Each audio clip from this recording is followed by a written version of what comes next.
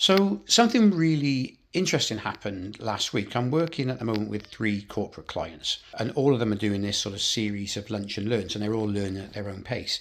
But last week, all three did high performance boundaries. And one thing that became abundantly clear from the conversations we were having was that people are afraid to say no. People are afraid to put boundaries in place because they think it's going to paint them in a negative light, whether that's in work or at home or with their friendships. And that kind of makes sense because we are sort of tribal beings. We want to fit into the tribe. We don't want to exclude ourselves. And by saying no to something almost makes us look like we're moving away or separating ourselves from the tribe.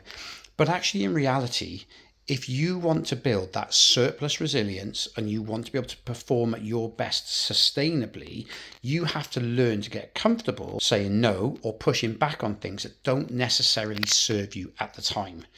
To do that, you don't have to be rude and say, no, not interested. It doesn't have to be curt. You shouldn't feel any guilt around it. Just build your ability to say no politely.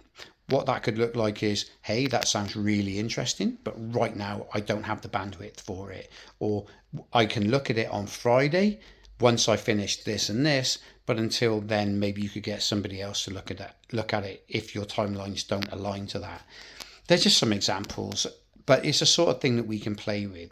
We can set boundaries without being rude. And if we do that, if we're unselfishly selfish, we will build our own surplus resilience. And that is absolutely vital if we want to perform sustainably at a highest level.